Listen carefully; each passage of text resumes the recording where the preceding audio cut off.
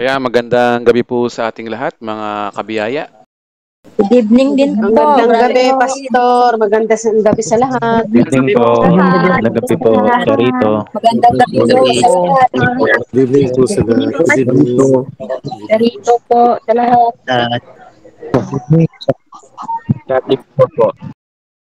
Magandang gabi po sa ating lahat. Charito Day po o Charito Night sa ating mga nasa ibang bansa. At ako po ay nagpapasalamat sa Panginoon at sa kalakasan na binibigay niya nila sa atin linggo-linggo. Palakpakan po natin si Lord. Yung mga marunong pumalakpak, sige lang.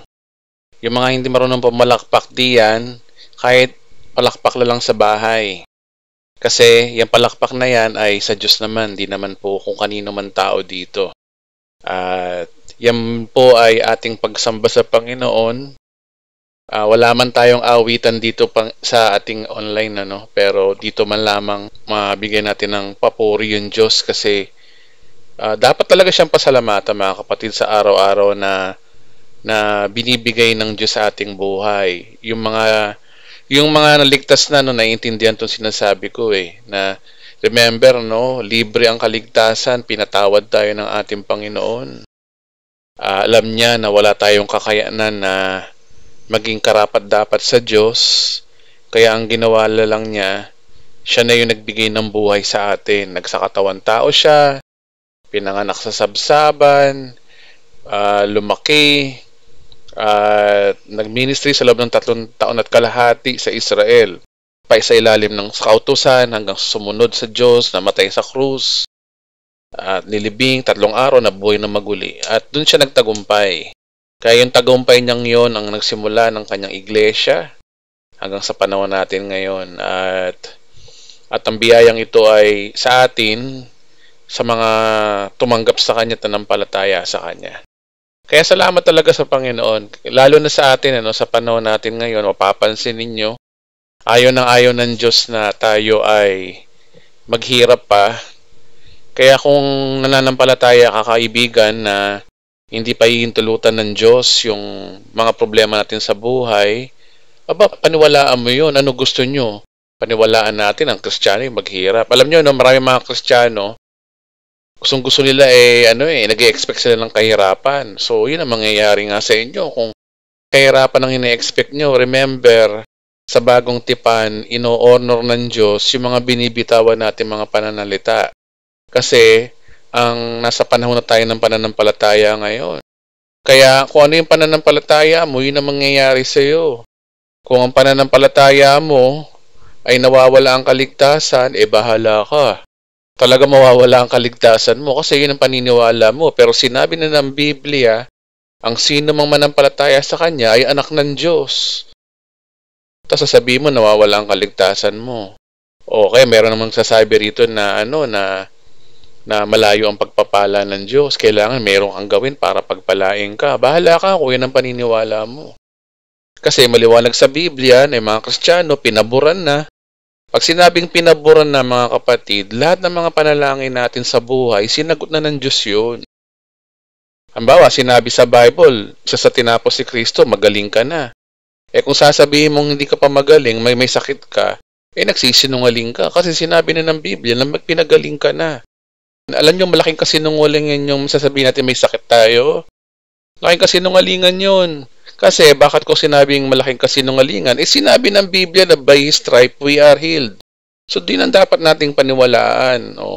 Kasi bakit? Napapaligiran tayo ng siyensya, napapaligiran tayo ng mga taong hindi naniniwala sa Diyos. Kaya napakahalaga ho talaga ng sinasabi ni Apostol Pablo sa atin na we should live by faith at not by sight. Kaya ang idea dito is, dahil ginawa na ni Kristo ang lahat, wala na tayong gagawin kundi magpasalamat na lang sa Kanya. Yung ginawa lang niya, mga kapatid. Pasalamat natin yun. May matino kang asawa, pasalamat ka sa Diyos. May maayos kang biyanan, pasalamat ka sa Diyos. Paano, Edwin, yung biyanan ko, sakit ng ulo. Pagpapasalamat ko pa rin ba sa Diyos yun? Di magantay ka. Mababago rin yun. Magbabago rin yung biyanan mo. Di ba? Sige na nga, ba't ba tayo napunta doon? Mag-aral na ho tayo, mga kapatid, Nagpapasalamat ako sa Panginoon sa ilan ang umaatin ngayon. 84, salamat. Dati, noong nakaraang taon, mag-aalas 10 na, wala pang 84 yung umaatin, pero ngayon, no, umaga pa lang, 84, 86 na yung umaatin. Nagpapasalamat ako sa Panginoon dahil may mga regular na tayong umaatin. Okay, so lahat ng ito ay sa kaluwalhatian lang ng Diyos. Wala akong ipagmamalaki. Kahit sino tayo, no, kahit sino sa atin, wala tayong dapat hangaan tao. Iisa lang tao, isang Diyos lang ating hangaan, si Kristo, yung ginawa niya. Kahit si Pablo, wag nating hangaan yun. Ginamit lang ng Diyos yun, hindi yun. Kasi may mga nagtuturo ngayon na si Pablo daw ang pakinggan daw natin, siya yung apostol daw natin. Sumobra naman nung ano nila kay Pablo. Hindi naman ganun yung tinuturo natin. Ang pinag-uusapan natin dito, yung pag-divide ng scripture. Pero pagdating doon sa sige po, manalangin tayo. Salamat po, Panginoon, sa gabing ito na binigay mo po sa amin. Kami po ay tinaon mo, Panginoon, na magkakasama rito sa daigdig. Hindi aksidente kung ba't kami naandito. Dinako mo kami, Panginoon, sa iyong kaharian, Panginoon. Salamat po, Lord, sapagkat naliwanagan kami, binuhay mo kami. Kami mga patay na iyong binuhay, Panginoon. At ngayon, Lord, kami po, Panginoon, ay buhay na buhay dahil sa iyong tinapos sa krus ng Kalbaryo. Totoo po yun, Lord, yung pinag-uusapan namin kanina. Wala po kami pagmamalaki. Kayo po ang tinataas namin. Kayo po ang aming pag-asa. Kayo po, Panginoon, ang aming tagumpay. Kaya wala kaming inaasahan dito sa mundong to, Panginoon, kundi ikaw lamang, Panginoong Yesus, ikaw lamang po. Kaya maraming salamat po sa aming pag-aaral ngayon. Sa munti namin pag-uusapan pag-aaralan, salamat po, Panginoon, sa iyong guidance ng iyong Santong Espiritu. Ito po ay aming pagsasalusalunan. Pag-uusapan po namin kayo sa loob ng 2 oras. Salamat po, Panginoong Yesus. Mahal na mahal po namin kayo, Panginoon. Sa pangalan ni Yesus. Amen. Okay. Salamat sa Diyos. Sige, palakpak ulit tayo sa Panginoon. Yan. Salamat. Okay, so today is ika-6 na po tayo ng chapter ng ating Fundamental Doctrines number 1, yung Bibliology. At ito po yung huling chapter na po at salamat sa Diyos, makakatapos na tayo ng ating Bibliology. Sa mga nagtiyaga at nag-antay nanood sa YouTube at umatin dito para pag-usapan itong Bibliology, abay, hindi nyo po sa akin ginawa yan, sa Diyos nyo po ginawa yan. Ay may gantimpala po sa Panginoon yung mga ginagawa natin. Alalahanin nyo, no, ang good works, akala natin walang yung good works, meron yan sa eternity. At malalaman nyo sa eternity kung ano yung bunga ng mga ginawa nyo rito. Yung pag-aten-aten nyo rito sa mga Bible study, di ba? Oh. May mga yan, may mga credits yan. Ang credits niyan sa eternity. Pero dito sa lupa, ano man yung mga ginagawa natin, wala yan. Walang bayad dito yan. Binayaran na kasi ni Kristo yung ating pagpapala at pabor, kaya tayo nabubuhay sa pagpapala. Kaya kung ano man mga blessings na dumarating tayo, yun yung ating natanggap na regalo sa ating Panginoong Yesus. Pero yung mabubuting gawa natin, may bayad din po yan. Yung pagtsatsagaan nyo, pananalangin nyo, pagbigyan nyo ng oras sa Diyos, pagde-devotion nyo. Kagaya niyan, nagtitiis kayo na manood o makinig dito. Para sa inyo rin yun. Kaalaman. Tsaka bukod doon, natutuwa ang Diyos. Kaya lahat ng yung mga kapatid, hindi po yan, wag ko kayo magsawa sa paggawa na mabuti. Kaya hindi tayo nagtuturo ng umabuso sa kasalanan. Malaking kasinungalingan po yun. Kasi nga, bagamat pinatawad na tayo ng Diyos, yung mabubuting gawa naman natin, may reward naman po yan. At pag-usapan na po natin yan sa part 12. Part 12A, Part 12B ng ating Katapusan ng Mundo series. Okay, so chapter 6, proves that the Bible is the Word of God. Ito po yung mga pag-uusapan natin, finalize natin mga napag-usapan natin sa Bibliology, na ito po yung magpapatunay ng salita ng Biblia na ating binabasa. Yung 66 books na yan ay salita ng Diyos. Okay, so ito yung mga punto natin, Una, first supernatural element, yung amazing unity ng Bible. It's amazing unity. Ang Bible po ay nagkakaisa, harmonize. Kaya lang naman di na-harmonize ng iba yung scripture kasi ibang pastor hindi marunong mag-divide ng scripture kaya hindi nila nakikita yung amazing unity ng Bible. But if you harmonize the scripture, meaning naiintindihan mo ng Bible. Ngayon, kung ang Bible para sa'yo magulo, ibig sabihin, hindi Bible na magulo. Baka ikaw yung magulo. Kaya mahalaga talaga na born again ka eh. Alam niyo, marami mga Kristiyano, so-called Christian, kaya hindi nila naiintindihan ng Bible kasi hindi pa ho sila born again. Remember, dapat mong step mong gagawin para maintindihan mo ang Bible is just to receive Christ, to believe in Christ, what He's done. At maliwanag sa John chapter 3 na ang born again pala ay yung pananampalataya sa tinapos na gawa ni Kristo, yung sa John 3:16.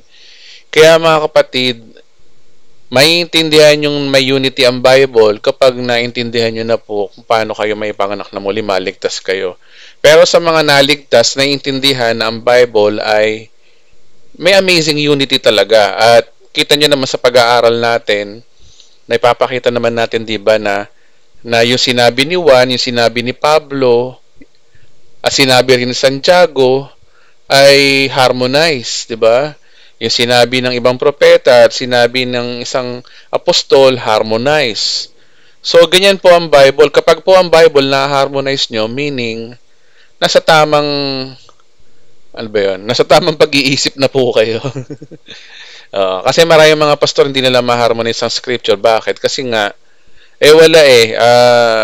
May problema sa pag-aaral nila o may problema mismo sa kanila.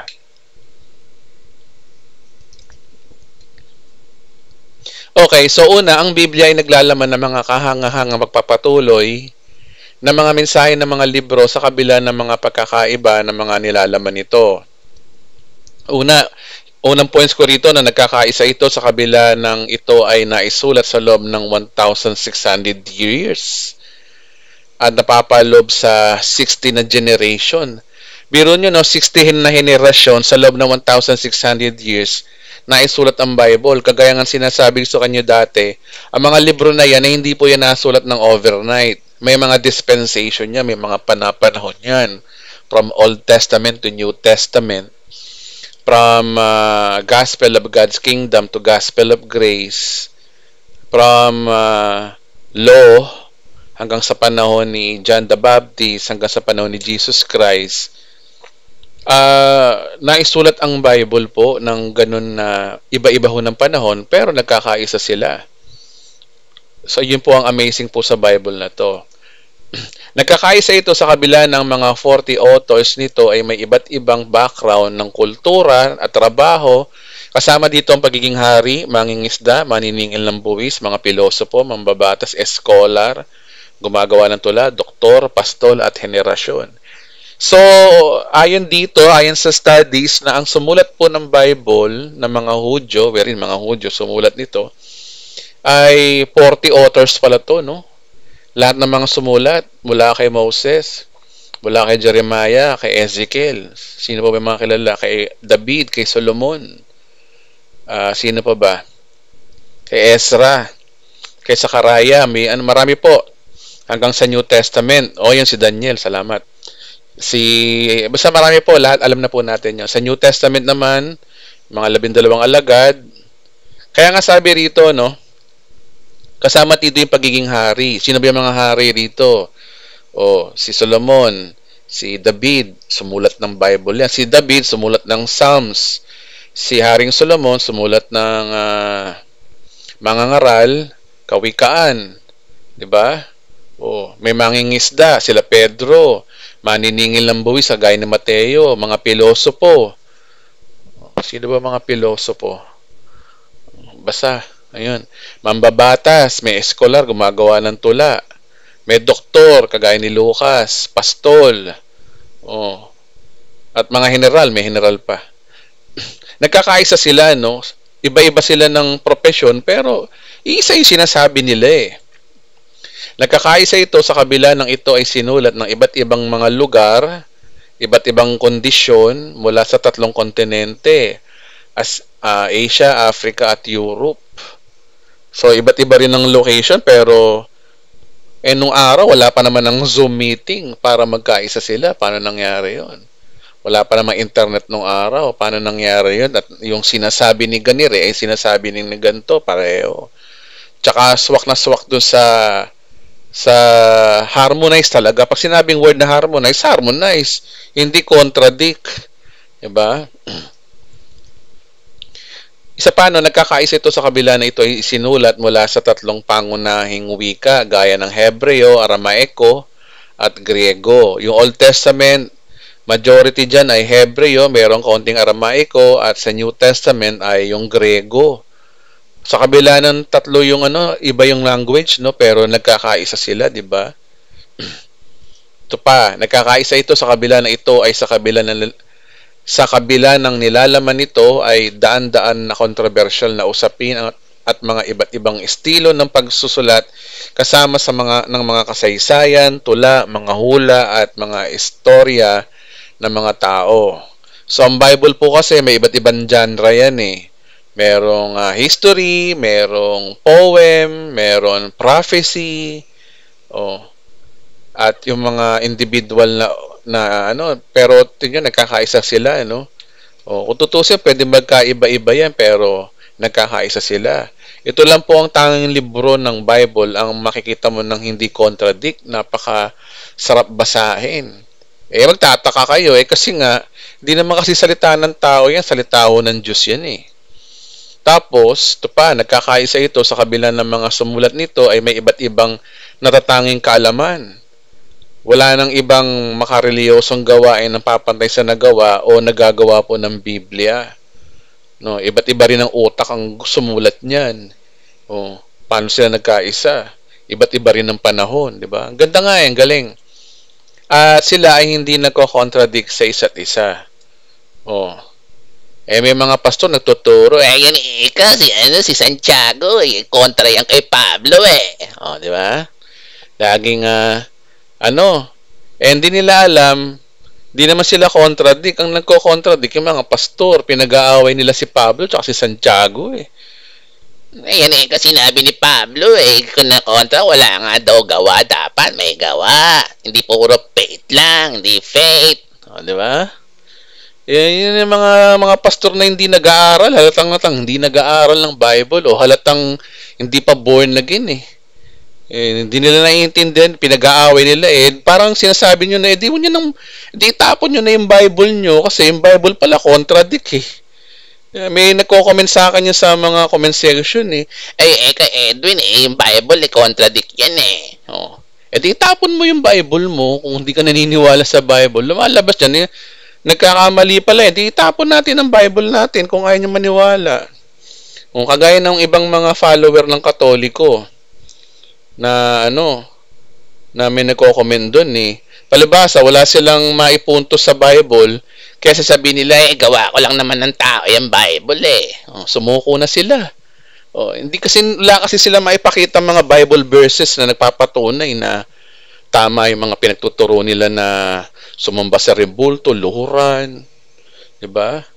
Ang problema kasi sa kanila, sa ibang tao, kapag talo sa katwiran, bandang huli, sasabihin ang salita ng Diyos mali na. Ganyan yung mga taong yan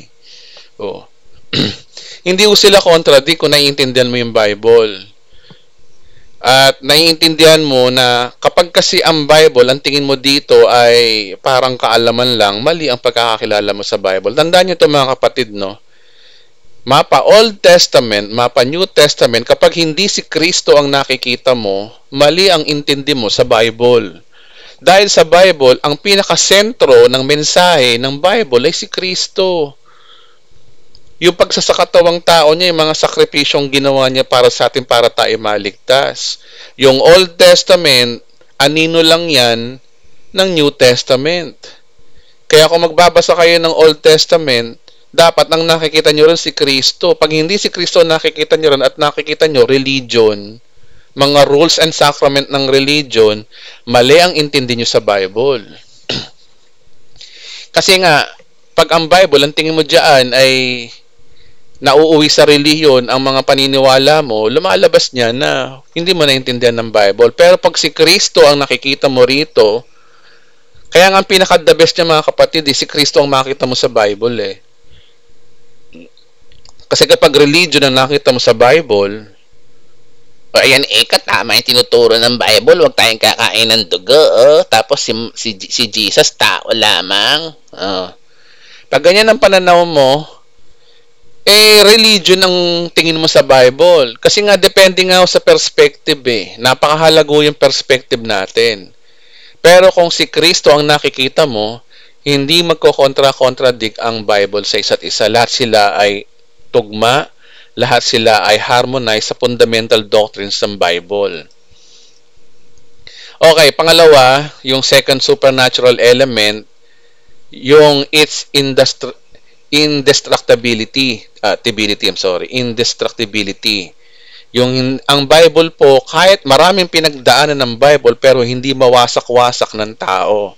Sa history ng humankind, maraming beses ng tamkang sirain ng Bible, pero hanggang ngayon buhay na buhay ang Bible. Eto, sa kabila din ng mga tao o institusyon na agresibong pabagsakin ang Biblia, hindi lang ito nakasurvive, kundi tuloy-tuloy pa rin itong nagtatagumpay sa mga kalaban nito. Kagaya niya, noong unang panahon, hindi ito natinag sa kabila ng mga political persecutions. So mga Roman Emperor nung araw kasi, noong 303 AD, si Emperor Diocletian ay walang ginawa kundi ipahuli, ipapatay at ang mga may kopya ng Biblia. Ngunit pagkatapos ng 20 years, ang bagong Roman Emperor na si Emperor Constantine ay nagre-regalo o nagbibigay ng gantimpala sa sino mang makahanap ng kopya ng mga natitirang Biblia. Sa loob lamang ng isang araw, hindi kumulang na 50 na kopya ng nagtipon mula sa mga naitago patungo sa pagpasa nito sa emperador. Diba?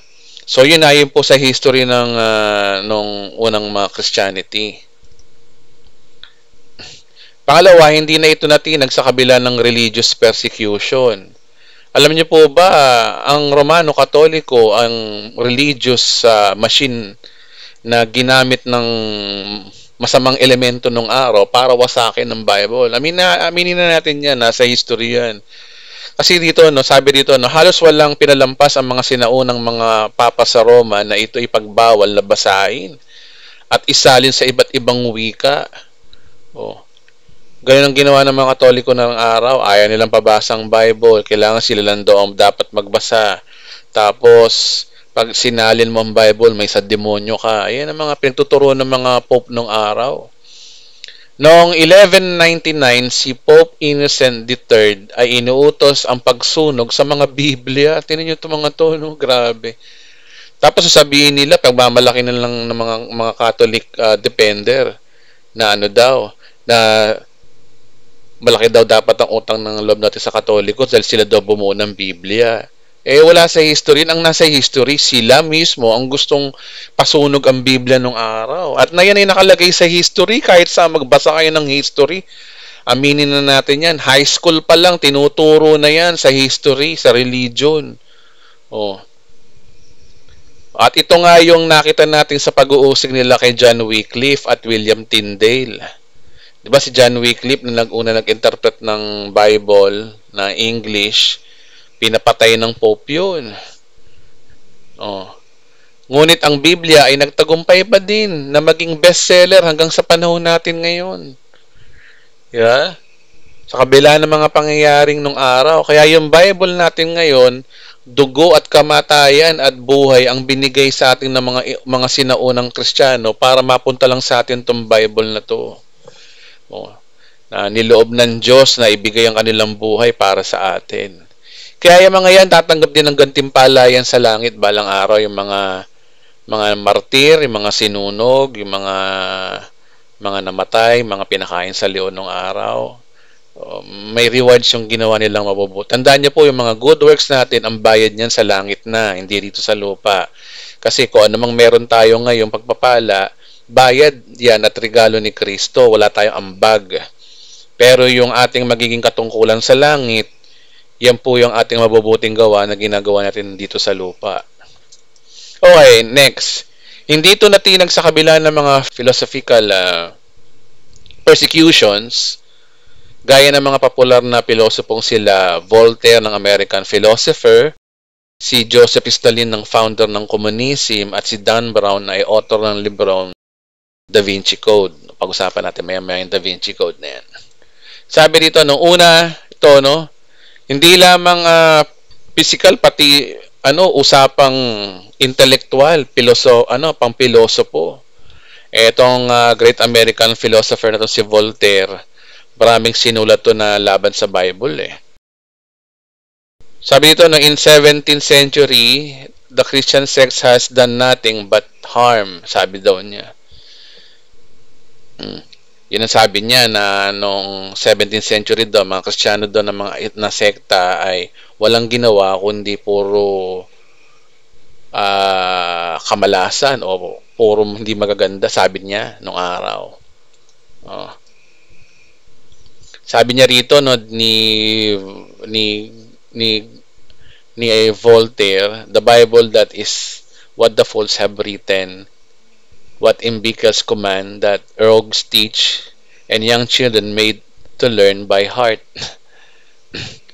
So, yung mga sinusulat lang yan ay parang sinasabi niya rito na puro kahangalan daw ang sinasabi daw ng Bible. Nasaan siya ngayon? Ewan ko. There's another century, there will be not the Bible on earth, sabi niya. Nung nabubuhay siya, sabi niya, sa susunod daw na century, sunod daw na centenaryo, wala na raw Bible. Ba't may Bible pa rin hanggang ngayon? Siya yung nawala. Ewan natin kung saan siya napunta ngayon. Nawa nga, ligtas tong tao to, pero ewan natin. Okay, ito si Joseph Stalin. Ito yung Russian's president noong araw na 1946. Sabi dito, no, si Joseph Stalin ay kilalang diktador ng Unyong Soviet noong ikalawang digmaang pandaigdig. Kilala ang kanilang bansa sa idea ng komunista. Maraming pinapatay na Kristiyano at pinasunog na Biblia ang leader ng Russia na ito. Siya ay tahasang lumaban kay Adolf Hitler noong Second World War. Persecution ang ginawa niya noong araw. Ito yung neto lang to noong 2002. Si Dan Brown, siya yung millennial philosopher meron siya mga libro nung araw na Da Vinci Code. So, ano ba itong mga pinagsasabi nitong philosopher na to? Sabi rito, no? Ang Da Vinci Code ay isang nobela na nagsasaysay na pabulaanan ang mga sinasabi ng Biblia, gaya ng si Jesus daw ay asawa ni Maria Magdalena, at ang lahi ni Jesus ay matatagpuan sa lahing Pranses.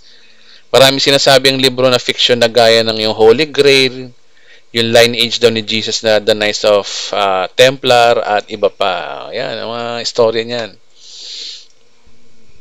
Sabi ito, ang pinaka-controversial dito ay yung paintings daw ni Leonardo da Vinci tungkol sa Last Supper ni Jesus. Na ang katabi niya sa Last Supper ay si Maria Magdalena. Nagpapatunay na si Da Vinci ay nagsasaysay na si Jesus ay may asawa. Pero natunaw din kagad tong na to eh. Ayan, kagaya niya, no. Not married daw to. Si John, si Mary. Ay wala nangyari. Hindi sumikat. Pero no, sumikat siya nung araw. Okay, next, third supernatural element.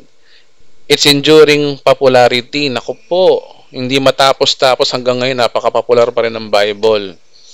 Maraming nag-iimprenta ng Bible, bestseller kahit saan kayo pumuntang bookstore.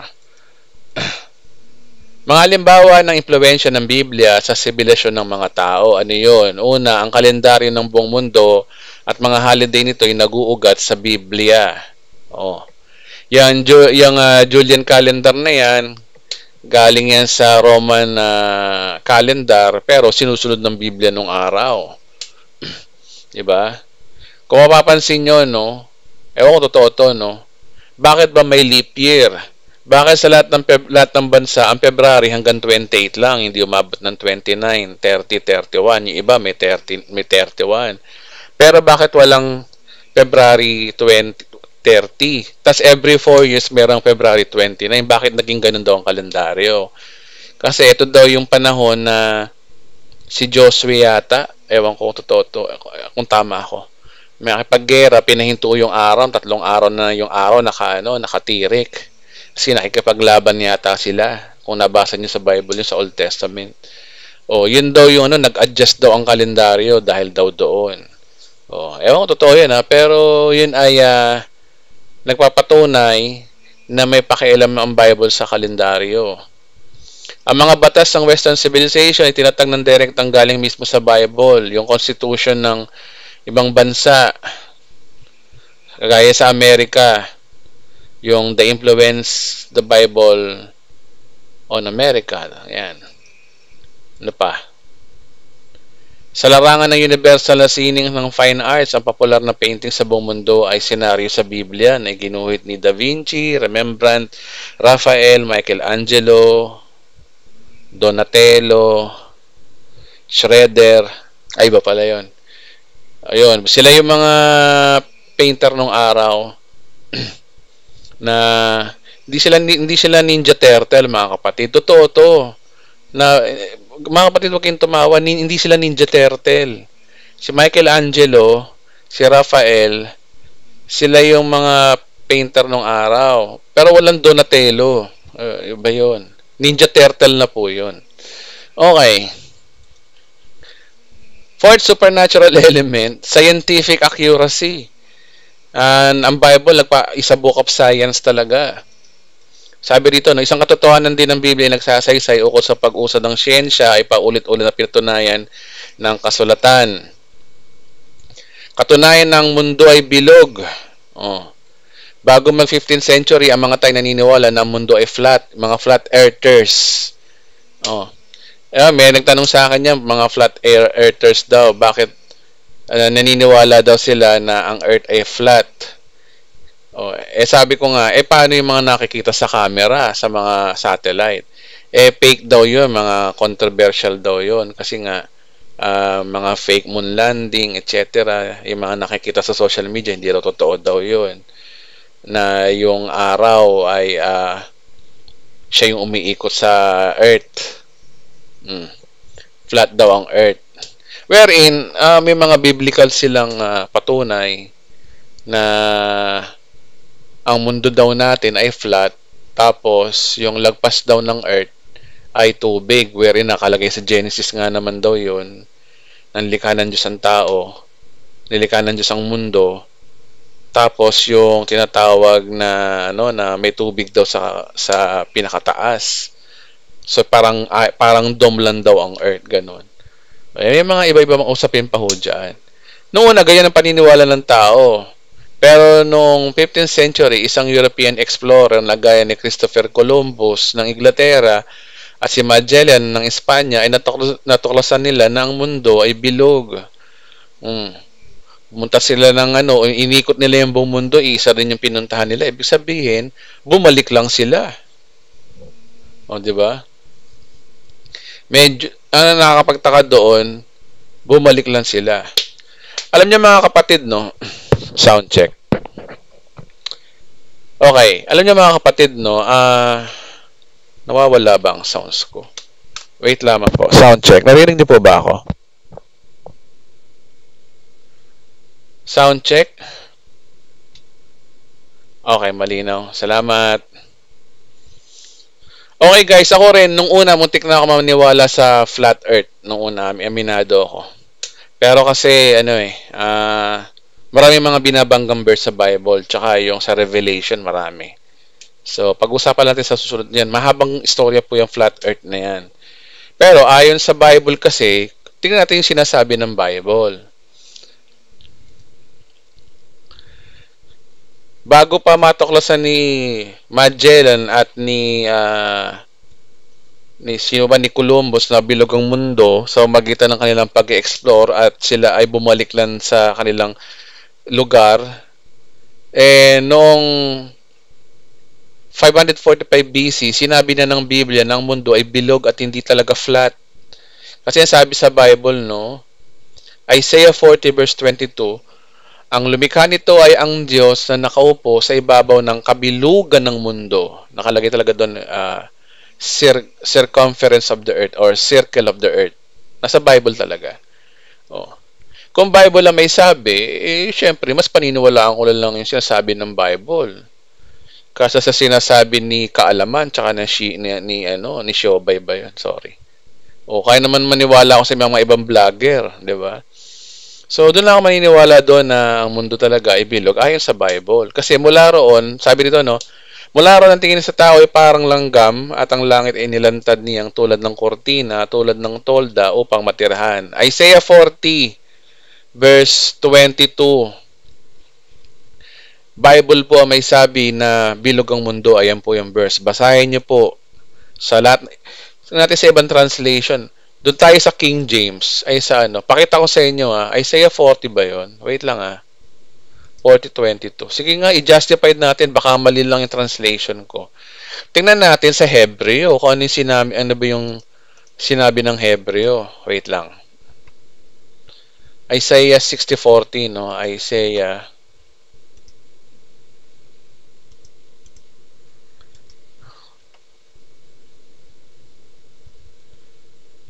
chapter 60 verse 40. Tama ba yung verse ko? Ay, 40-22 pala. Isaiah 40.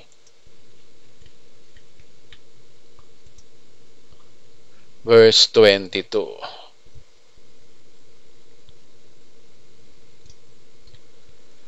Okay, King James. Tingin tayo sa King James. It is he seated upon the circle of, ayan no, circle of the earth. King James to guys tingnan natin sa Greek o sa Hebreo para masaya tayo. Hebreo. Ang circle dito ay chag o kug. Circle. Compassive. Hindi siya flat. Talagang bilog. Bola talaga. Compassive nga Wala tayong panalo. Ako rin flat earther din ako dati pero wala. Sinabi na ng Bible, bilog, bola. Sinabi na ng Bible po yun. So, no choice tayo mga kapatid. Kahit ano pang pilosopo natin, basta sinabi ng Bible, yun po yun. Iba yung concave, kapatid. Kasi nakalagay kasi dito, composive. Ibig sabihin, bilog talaga siya na sphere talaga. Okay. Ay, hindi nyo pala nakikita. Sorry. Sige, pakita natin. Maging pair tayo. Pakita ko sa inyo yung yung sinasabi ng Hebreo. Na nakalagay, composive talaga. Wait lamang. Ayoko nagba-Bible study ng unfair. Maging fair tayo. Pakita ko sa inyo yung Hebreo, circle.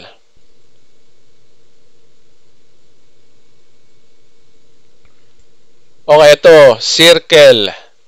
Upon the circle, ano yung circle na ginamit dito? Ayan guys, compassive. Globe talaga siya. Circle. So, ano pa bang gusto nating dyan? Kahit anong maglaban-laban pa tayo ng tawag dito ng diskursyon sa Bible, etc., kung ano pa yung mga logic natin, pero Bible na may sabi, compassive siya mga kapatid, bilog po talaga. Okay, so ito ay kinuha sa word na kog o chag. Ayaw ko paano pronunciation ng mga Hebreo dyan. So, ang point kasi dyan, di lang siya circle, compassive siya. Okay. Balik tayo sa pinag-uusapan natin. Saka na yung flat earth na yan, pag-uusapan natin yung balang araw.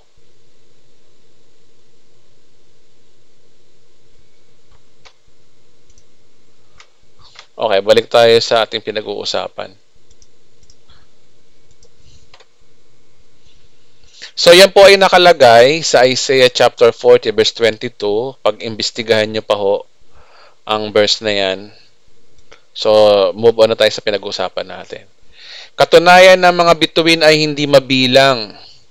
Ang bituin po talaga ay hindi mabibilang po yan. Pero nung una, bago pa na-invento ang telescope, si Ptolemy ay nagdeklara na ang bilang ng mga bituin ay 1,056. Nabibilang nila yung bituin ng araw. Ang bilang nila ay 1,056. Si Tycho Brahe naman ay 777 daw. At si Kepler ay nabilang niya na 1,105 o 1,005. O yun.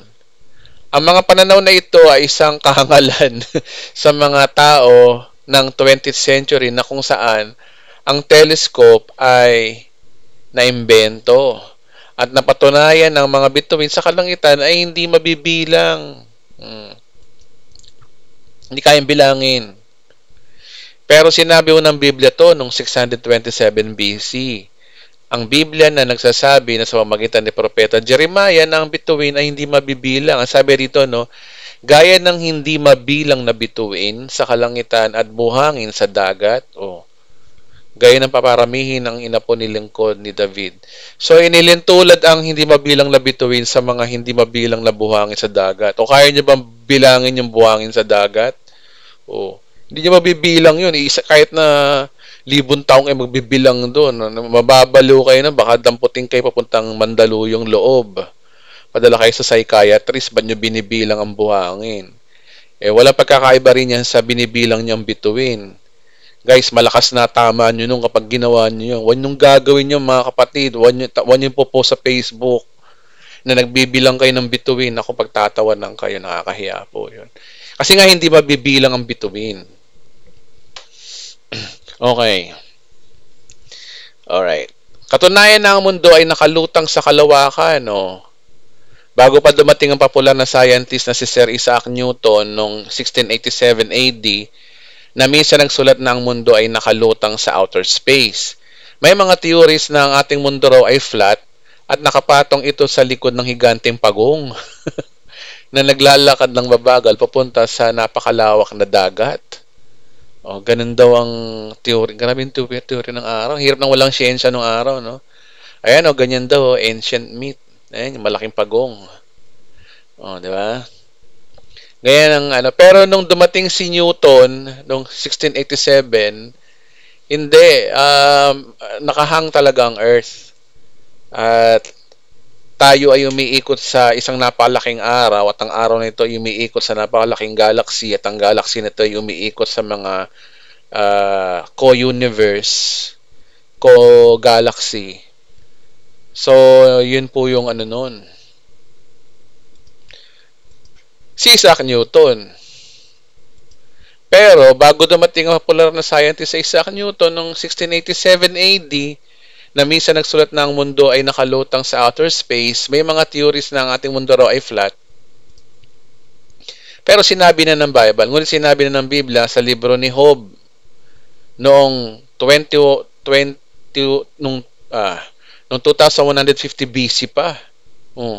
Mas nauna si Job na ang mundo ay nakabitin sa kawalan. Ang sabi rito, sa Job 26 verse 7, ang kalawakan sa ilagay kanyang inilagay, ibinitin niya ang daigdig sa gitna ng kawalan. Sa English, kung babasahin natin, basahin ko nga to.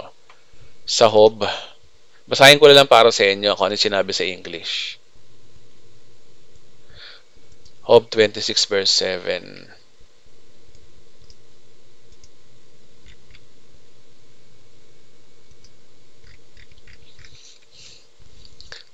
Sabi rito, sa NIV, He spreads out the northern skies over empty space and He suspends the earth over nothing. He suspends the earth over nothing. Sa King James mismo, He stretched out the north over the empty place. Teka lang. He stretches out the north over the empty place and He and hangs the earth upon nothing. Ibinitin sa kawalan. Patay na naman tayo mga flat earth. Diba? Bible na may sabi na ang mundo daw ay nakabitin. Mas paniniwalaan kung sinasabi ng Bible. Doon na lang tayo. Okay. Next, katunayan na may water cycle sa buong mundo.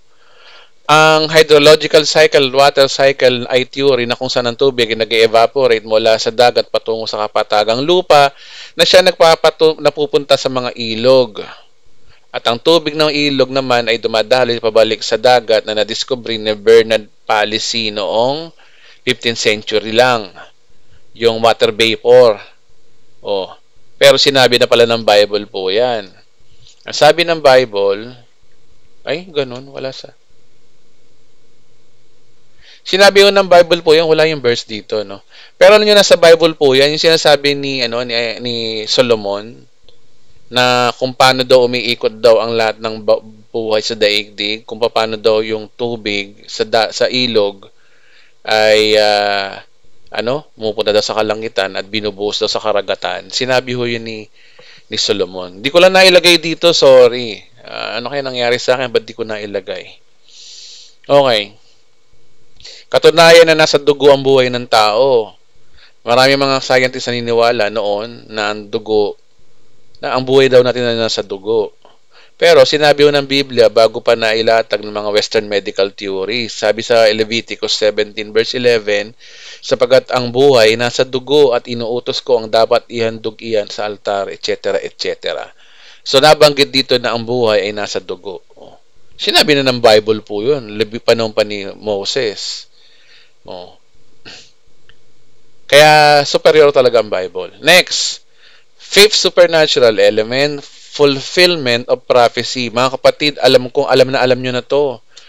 Katapusan ng Mundo series, kung hindi nyo pa napapanood, panoorin nyo. Sa mga nakapanood na dito mula part 1 hanggang part 12b, ay pinakita naman natin, di ba, napag-usapan natin doon na maraming mga fulfillment ng prophecy ang nangyari at yun lamang ay sa Bible. Yun po ang dahilan kung bakit ko po ginagawa ang Katapusan ng Mundo series kasi nga po, gusto kong patunayan sa inyo na totoo ang Bible. Di ba? Ang Biblia ay punong-puno ng natatanging prophecies tungkol sa mga nangyayari sa mga bansa, syudad, pangyayari sa mundo na kasaysayan, hanggang ngayon at patungkol sa natatanging kilalang tao. Sa katunayan, ang fulfillment ng mga prophecy dito ay nagpapatunay na ang Biblia ay ang salita ng Diyos dahil ang mga huli totoong nangyari at ito ay subok na at nagpapatunay na may divine authorship ang Biblia. So, mga example ko na lang, panoorin nyo na lang po yung Katapusan ng Mundo series, andon, papatunay ng Bible ay totoo. Narito ang mga halimbawa ng hula na patunayan natin sa kasaysayan ng mundo. Sige, mag-example tayo, sabi dito. O yung hula sa bansang Israel na mahabang panahon sila ay kakalat sa buong mundo at babalik sa kanilang lupain. Yung pag-alis ng Israel history, ang Israel, mayroong Israel, noong 70 AD, nilusob sila ng Roman siege, nagkalat sila sa buong mundo. Mula 70 AD hanggang sa panahon ng 1948, walang Israel. Pero bumalik ang Israel noong 1948. Yun ay hinula na po ng Bible po yun sa Israel. Bakit hinula? Kasi Israel yun. Sabi sa Leviticus, uusigin ko kayo sa tabak at magkakawatak-watak kayo sa iba't ibang lupain. Maiiwang ang nakatiwangwang ang inyong lupain at iguguho ang inyong lunsod. Nangyari to. Sa Leviticus, hula sa Leviticus, pero nangyari to 70 AD, di ba? Yung isa pang hula. So, bali matapos ko silang alisin, sila'y aking kahabagan. Ibabalik ko sa kanilang sariling lupain ang bawat bayan. Nangyari sa Israel diyan, di ba? Na nilob ng Diyos na sila ay mawala. Ngayon bumalik, di ba? Na reborn ng Israel. At yung pangako rito na ibabalik ko kayo mga Israelita sa dati ninyong bayan, magiging iyon at hindi na kayo magugutom. So lahat ng itong prophecy na ito ay nangyari sa Israel throughout the history. At inaamin naman na sa history talaga na unang templo, ikalawang templo, wasak. Diba? Alam nyo naman nangyari yun. Sa history na rin, 70 AD. Wala sa Bible yung nangyari 70 AD pero sa history na andun. Winasak ang second temple. Kaya yung lupa ng Israel na yan, tiwangwang po yan. Sinakop ng Muslim. Nung nauso yung Muslim, ayan na. Kinuha nila yung naging bahagi niya ng Muslim yun. So yung mga mamamayan ng Muslim doon, mga Arab country doon, may mga titulo ng lupa na yun. Ngayon, ito masakit. May mga titulo ng lupa, yung mga Palestinian doon, legal talaga sila, guys, legal. karapat dapat sila dahil sila talaga nakabili ng lupa na yung pinag-ipunan nila, sila nakatira doon. Noong 1948, nagdatingan ng mga Hudyo sa iba't ibang bansa, tinulungan ba naman ng United Nation? Oh. Ano nangyari? Binigay sa mga nagbabalikang Hudyo yung ano. Doon nagalit ang mga Arabo. Kaya ang dahilan kung bakit may away ang Arabo at ang Israel. Kasi nga, yung titulo ng lupa nila, legal yun. Bakit sila nangaangkin ng lupa? Lumalabas ang mga Hudyo, mga Israelita, nangaangkin ng lupa. Ito naman mga Hudyo na to, mga Israelita, ang pag-aangkin nila, yung lupa na yun, ipanong pa ni Abraham. Kaya yan ang conflict sa Israel. Kaya hanggang ngayon, walang katahimikan yan. Darating, ang katahimikan yan ay mangyayari lamang pag dumating na si Kristo dito sa lupa. Doon lang maaayos yan. Pero hindi maaayos yan. Hindi maayos ang Amerika yan. Gera mangyayari dyan. Huwag na kayong magtaka kung bakit magulo sa Israel. Kahit anong pray nyo dyan, wala kayong magagawa dyan kasi nakatakda na mangyari yan. Okay. So, malaga ito, yung nangyari sa Israel. Natupad ang hula noong 70 AD hanggang 1948. Ang mga Israelita nagkalat sa buong mundo hanggang sa panahon ng 19independent state ng Israel sa United Nations. Video rito, no? Ayan, basta pakita ko lang sa inyo mga video na yan. Yan, nakikita nyo na to, itong video na to sa, sa Katapusan ng Mundo series. Yan din yun. So, walang sounds. Alam niyo naman ng Google Meet, walang sounds. Basta yan na po yun, okay? Okay. Alright. So, yung hula ng Holocaust. Sabi rito, no, mga kapatid, malito. Hindi Holocaust ang tinutukoy sa Ezekiel. Okay, next. Kasi itong, ano na to, ginawa ko to nung nasa, nasa AG pa ako. Pero mali. Basta lagpasan na natin yun. Okay. 6 supernatural element contribution of archaeology. Yung na meron silang mga na-contribute na nagpapatunay na ang Bible ay totoo. Mga karakter, lugar, mga gamit, sasakyan sa Bible ay nakikita sa panahon natin ngayon. Sabi dito, no, ang mga archaeological research sa loob ng 2 sentenaryo ay nagpo-provide ng sobrang suporta tungkol sa accuracy ng Biblia. Sa kabila ng paulit-ulit na pagbagsakin ng mga kritiko para masabing hindi totoo ang nilalaman ng Biblia, ang mga archaeologists na may mga nadiskubre na consistent na nilalaman ng Biblia at pagkakasunod-sunod nito.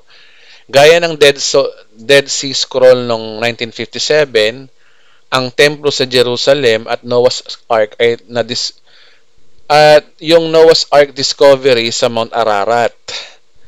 So, totoo to, no? Yung Dead Sea Scroll, nakita. Yung Book of Isaiah.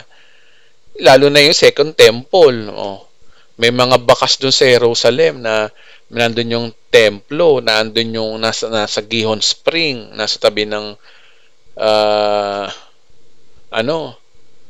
nasa gitna ng tinatawag na Roman ano ba yan? Basta nandun yun sa may Mount.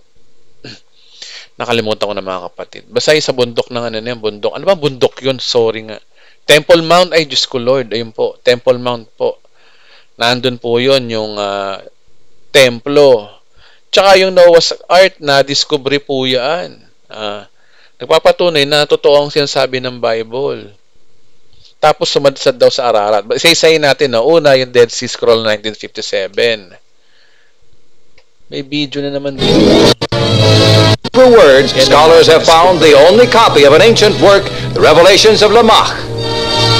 Yan yung mga, yung mga artifacts na nagpapatunay na na-discover na yung Book of Isaiah, ayan, At ito yung picture pala nito. Ito pala, papakira pa tayo. Ito pala yung picture. So, yan po. Available naman po yan sa YouTube. Panoorin nyo na lang. Basta meron pong ganyan na Dead Sea Scroll na discover. Yung templo ng Israel. Ito, templo ng Israel. Ayan. David. A couple years ago. Yan, yung mga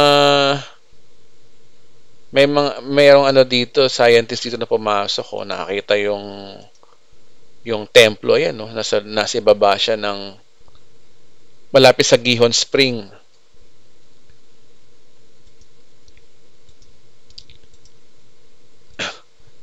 So, yan, yung may nakita silang mga altar, kagaya nito, yung pagtalin, ito kagaya nito, ano yung butas na yan? Ang butas na yan ay dyan tinatali yung mga talian ng mga ng mga kinakatay na tupa. Tsaka to. Hindi ko lalay yung mga yan, basta available on YouTube, panoorin nyo na lang po. Ito naman yung They're claimed to be real-life raiders of the Lost Ark. A group of Chinese explorers say they found Noah's famed boat, the Lost Ark. Panoorin nga natin to mga kapatid. Wait lang Yung Noah's Ark na discovery din daw.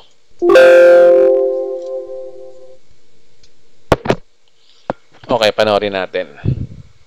A group of Chinese explorers say they found Noah's famed boat, and Sydney-siders will be among the first to see inside. This dark wooden room could rewrite history. The people who found it claim it's a cabin inside Noah's Ark. Yeah, like 99.9%, it is Noah's Ark. Yeah. A team of Chinese and Turkish explorers say they discovered the giant boat in 2009. It's buried in ice more than 4,000 meters above sea level on top of Mount Ararat in Turkey. The group carefully recorded their expeditions and want the world to see them. Yes, it's the first time to see that, to have the footage. It's the first time. So this is a historical finding. They've since turned their quest for the Ark into a movie. In August, Sydney will be the first city in the world to be taken on a tour inside. Over the years, countless explorers have claimed a similar discovery, and this latest find hasn't silenced the skeptics, but the movie's makers want audiences to come along and decide for themselves. Melinda Nusafora, 10 News.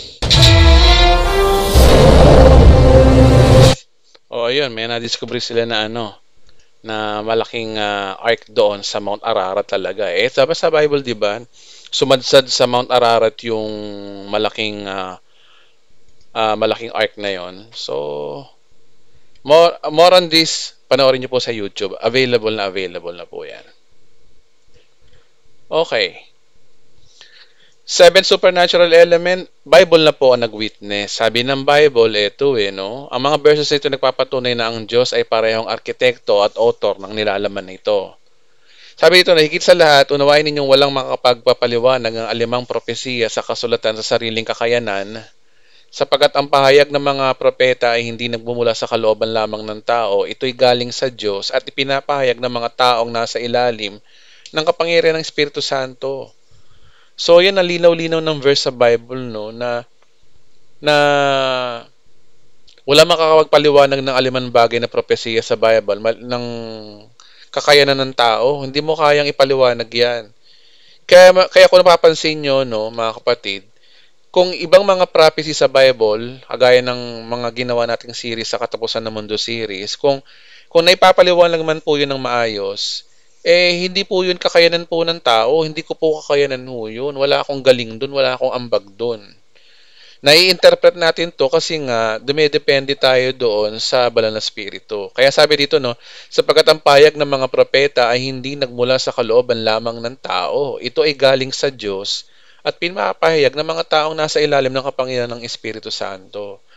So, sino ba yung mga taong nasa ilalim ng kapangyarihan ng Espiritu Santo?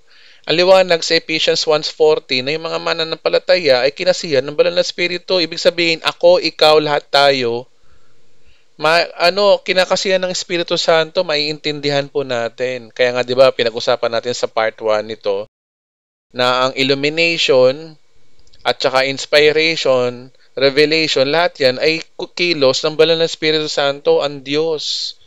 Without Holy Spirit, hindi mo maintindihan ng Bible at hindi mo maipapangaral ng Bible. Wherein ito po yung sinasabi ng verse na ito. Ang pinaka-big idea kasi rito,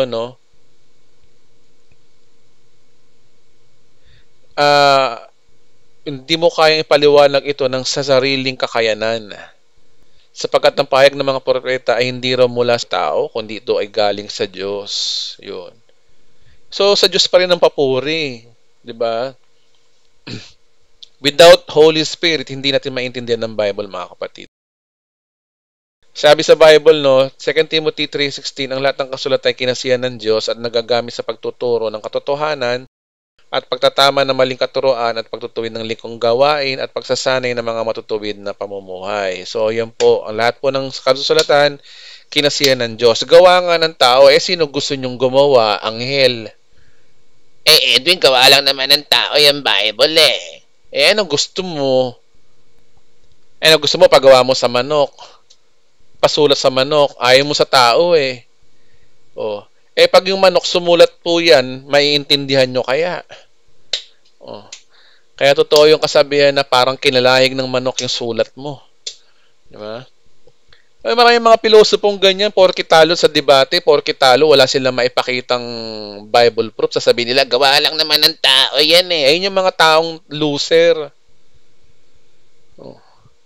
Alam nyo, kapag ang mga pastor o mga Kristiyano na loser sa debate, ganyan ang mga sinasabi, gawa lang naman ng tao yan. Ayan, sumuko na sila. Hindi nila kaya kasi lang i-defend yung pananampalataya nilang mali. Kaya kapag ang tao nagsasalita ng ganyan na gawa lang ng daw tao ang Bible, mga loser po yung mga taong yan kasi hindi nila kayang i-defend yung Bible. Hindi kasi nila naiintindihan. Ito pa. Lilipas ang langit at lupa, ngunit ang aking mga salita ay mananatili magpakailanman, sinabi ni Jesus. Tandaan ninyo, maglalaong langit at lupa, ngunit ang isang tuldok ng kulit ng kautusan ay hindi mawawala ng bisa hanggat hindi pa natutupad ang lahat. Okay, next. Siyempre mga kapatid, ito ang pinakamatindi. Bukod sa propesiya na nangyari, ito ang pinakamatindi sa lahat kung bakit ang Bible ay salita ng Diyos. Kasi, it's transforming power. Meron siyang kapangyarihan makapagpabago ng buhay, life-changing. Magbasa kayo ng mga ibang libro, tanging Bible lang ang life-changing mga kapatid. Sabi rito, no? At ang pinakamatibay at nagpapatunay ng Biblia ay tunay na salita ng Diyos ay mga pagbabagong buhay ng mga taong bumabasa nito. Milyon-milyong mga born again Christian na ito na nabago ang buhay, nagpapatunay na ang totoo ang salita ng Diyos.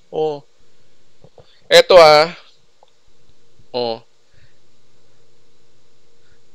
papuputol ko ang ulo ko kung ni isa man lamang dito hindi nabago ang buhay. Putol ko ulo ko. Imposible na hindi mabago ang buhay mo kung wala kang Kristo. Guys, nabago ang buhay natin dito. Nagkaroon tayo ng kapayapaan na pag-iisip. Dati takot tayo. Diba? Takot tayo sa reliyon. So mula nung ang Bible, tinuturo yung kaligtasan kay Kristo. Kasi kung hindi ka naniniwala sa Bible, sinasabi mo ang Bible ay gawa lang ng tao, para mo na rin sinabi na hindi totoong may Diyos. Diba? Kaya yung mga taong salita na gawa lang daw ng tao ang Bible, edi itapon yung Bible nyo, go to hell. Bakit sinabi kong go to hell? Nasa Bible ng ang susi para malaman mong kaligtasan, sasabihin mo, gawa lang ng tao, di punta ka ng impyerno, bahala ka.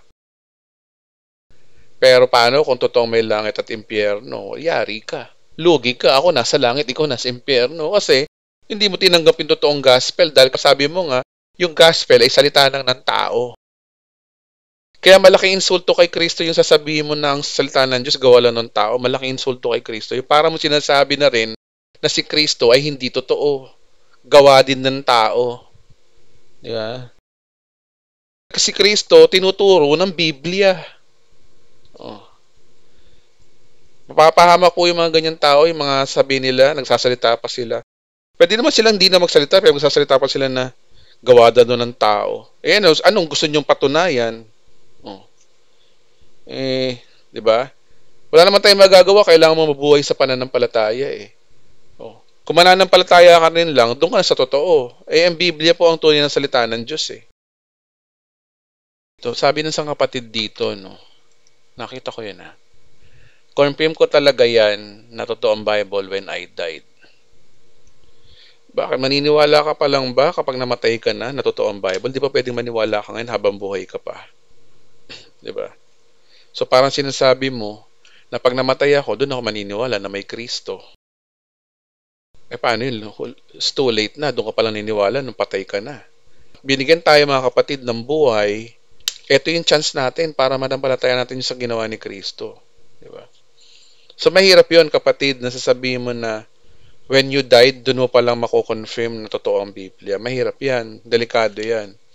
Kasi ang hindi paniniwala sa Biblia ay katumbas ng hindi paniniwala kay Kristo. Ganun lang yun. Kasi ang si Kristo, sinulat ng Biblia. Kasi kung sasabihin natin ng Biblia hindi totoo, parang sinasabi natin na hindi totoo si Kristo. Yun ang delikado. Paano kung totoo ang Biblia? Kaya nga sabi di ba ni Jesus Christ, mapalad ang naniniwala sa mga bagay na hindi nakikita. Kaya hanggat may buhay pa tayo mga kapatid, maniwala na tayo.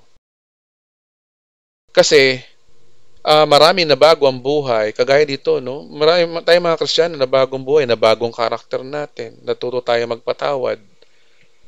Natuto tayong magbigay. Di ba?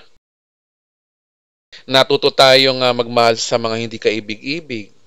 Natuto tayong magpakumbaba. Lahat ng iyon ay natutunan natin sa Biblia. Kaya ito yung pinaka-proof na salita ng Diyos ang Bible kasi nga nabago ang buhay, marami nabago ang buhay dito. Isa sa bagay na napatunayan ko na totoo ang Biblia ay ako din. Hindi rin ako naniniwala din dati pero napatunayan ko na totoo pala. Lalo na pag pinagpapala ka na ng Diyos, nakikita mo yung pabor ng Diyos sa buhay mo, totoo nga ang Biblia, totoo nga ang Diyos. Kasi pag sinasabi mong hindi totoo ang Biblia, parang sinasabi mo na hindi totoo ang Diyos.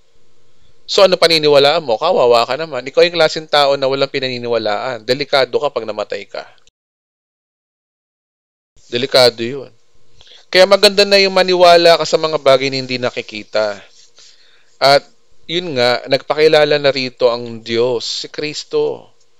Siya lang yung tao na namatay at muli nabuhay. Si Buddha, patay. Si Muhammad, patay. Mga kilalang tao, patay. Si Maria, patay. Pero isang tao lang yung namatay at muling nabuhay. Si Kristo. Diba? Paano, Edwin? Di ako naniniwalang may Diyos. Di naman totoo ang Diyos. So, bahala ka kung ayaw mo maniwalang may Diyos. Kasi po, tinan nyo kung walang Diyos, sino gumawa ng araw? Sino gumawa ng buwan? Sino naglagay niyan? Ano yun? Nag-exist na lang bigla? Diba? Bakit eksakto yung ikot ng araw sa buwan, ayon sa scientists? O huwag lang tayong tumingin sa universe, sa mga sarili lang natin, di ba? Bakit dalawa ang mata ng tao? Hindi pwedeng isa. Bakit dalawa? Kasi mawawala yung balance natin sa ating paglalakad. Kaya, dalawa yan. So, ibig sabihin, may nagsadya na gumawa ng tao na dalawa yung mata ng tao. Di ba? Tapos, ito pa, bakit ang ilong natin, imbis na pwede naman itong pasalo, bakit pababa yung ilong? Di ba? Matalino yung gumawa ng tao, no? Kasi pag yung ilong paangat, paano pag umulan, di nalunod ka dun sa, singot ng ilong mo lahat ng tubig pag umuulan. Diba? Kaya yung gumawa ng tao, matalino. Yung ilong pababa. Para saan yung pilik mata? Di ba? Kung walang pilik mata, napubing na yung mata mo. Maraming alikabok, lalo na pag nagdadrive ka ng motor, nagbibisikleta ka o naglalakad ka. Paano kung maalikabok? Paano pag pumikit ka, huli na kasi tinamaan na ng alikabok kasi nga wala kang pilik mata. Kaya matalino yung gumawa ng Doon pala makikita mo na may gumawa. Di ba? Merong supernatural na gumawa sa tao. Kaya bang gumawa ng tao? Hindi. Kaya mga kapatid, Sabi sa Bible, mapalad ang mga nananampalataya sa mga bagay na hindi nakikita. Kaya nga faith eh. Yung mga ibang mga tao, to see is to believe, bahala kayo. Bibilib na lang kayo pag nasa impyerno na kayo. Ganun ang mangyayari sa inyo. Kasi nga, hindi kayo naniniwala eh. Ang requirement sa papunta sa langit, simple lang naman eh. Si Kristo.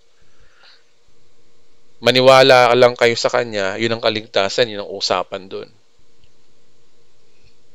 Okay.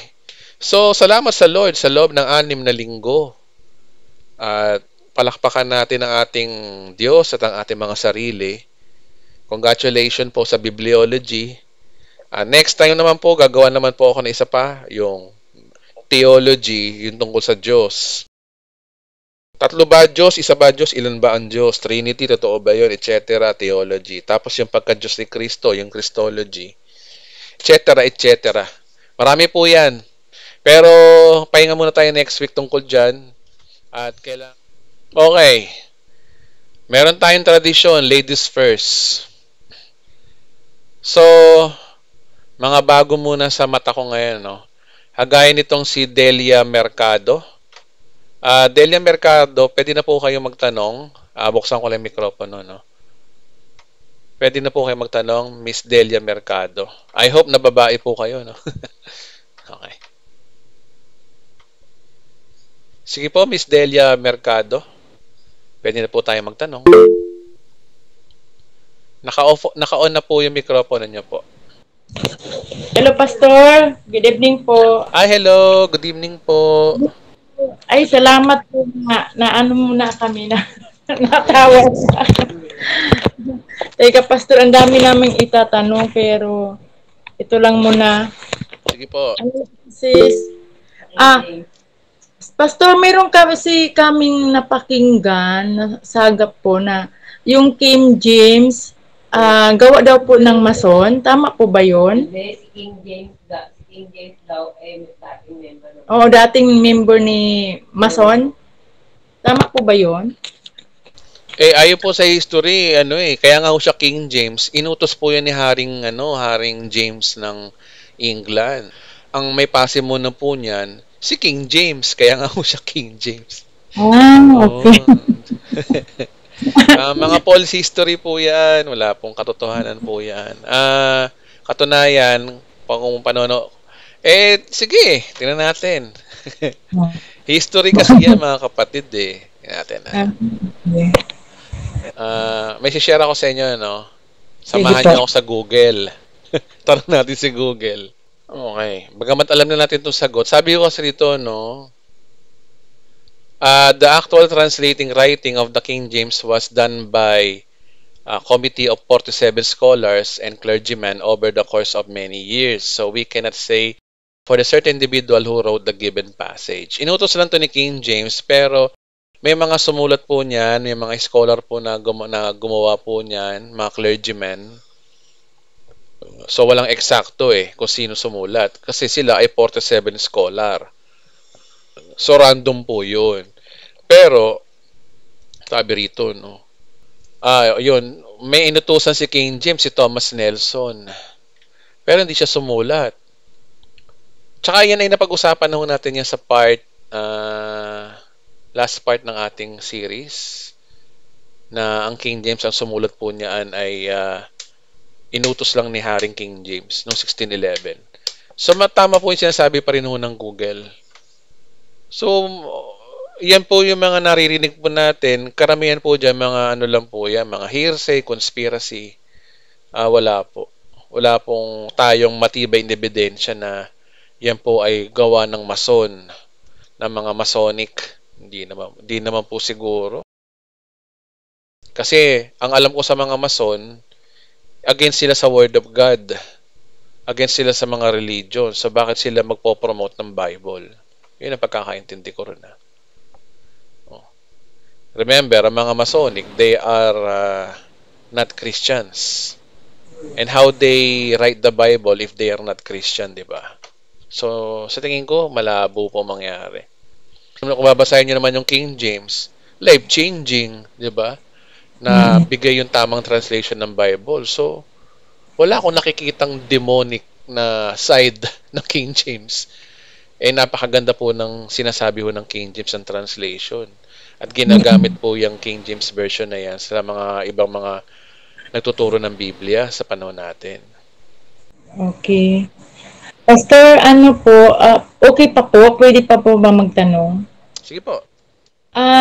Pastor, ano pong sa'yo dito yung 1 Peter chapter 1 verse 7, saka si Matthew 24 verse 15, 17, saka si Pilipos 2:12. 1 Peter ano po? Una po, ano po yung isa? Peter chapter 1 verse 7.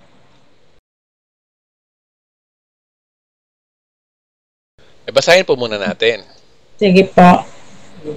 1 Peter 1:7. Sabi dito, ang gintong nasisira ay pinaparaan sa apoy upang malamang kung talagang dalisay. Gayon din naman ang inyong pananampalataya na higit na mahalaga kaysa sa ginto. Pinaparaan sa pagsubok upang malaman kung ito'y talagang tapat. Sa gayon, papurihan at dakilaan parangalan sa araw ng mahayag si Kristo. Okay. Okay, so tandaan po natin kapatid, na kagaya na napag-usapan natin sa part 12B ng ating Katapusan ng Mundo series, darating ang araw, yung mabubuting gawa natin, paparangalan ng ating Panginoong Hesus sa Bema Judgment. Meron pong Judgment Day ang mga Kristiyano, hindi para parusahan, kundi para tayo ay bigyan ng reward sa mga mabubuting ginawa natin dito sa daigdig. At mangyayari po yan sa araw po ng rapture, kapag dinala tayo sa langit habang nagkakagulo dito sa lupa, 7 taon tayo nasa langit, doon mangyayari malamang ang Bema Judgment. So, hindi ko alam gaano katagal ang Bema Judgment. High-tech naman ang langit eh. So, siguro mga ilang oras lang yun, tapos na yun. Remember, si Jesus Christ, omnipresent, omnipotent, omniscient siya. Kaya niya pagsabay-sabayin ang mga trilyon-trilyong Kristiyano sa isang session lang. Diyos yan eh. May mga sabi sa akin, Pastor Edwin, hindi kaya ng 7 years ang nasa langit tayo for Bema Judgment. Ang dami natin. Ano yung pipila tayo? May pila? So po yun. Actually, omnipresent si Jesus. Diyos yan. Kaya tayong harapin yan sa loob ng 1 oras lang. Mabibigyan ka na ng tamang judgment. Madali lang po yun. Alam niyo po yung mga bagay na imposible dito sa lupa, posible sa langit. Kaya wag nating maalitin yung ng Diyos. Ngayon, ito kasi ang tema dito. Ang issue ni Pedro dito ay regarding sa Bema Judgment. Ngayon, saan yun? Saan sa Bible po yun? Yes, sa verse na yun, makikita natin yan. Sabi rito, ang gintong nasisira ay pinaparaan daw sa apoy upang malaman kung talagang dalisay. Si Apostol Pedro, nagbigay siya ng symbolic meaning dito, figure of speech, na yung pananampalataya daw natin ay para daw ginto na nasisira at para kailangang idaan sa apoy. Di ba po ang ginto po, di ba? Kumikinang po lalo siya kapag dinadarang sa apoy. Scientifically, pag sinubukan yung gawin yun, mangyayari yun. Kahit din naman yung mga silver, di ba? Yung mga tingga, kapag dinaan yung sa apoy, kumikintab. Ganun din ang ginto. So, example lang yun ni Pedro.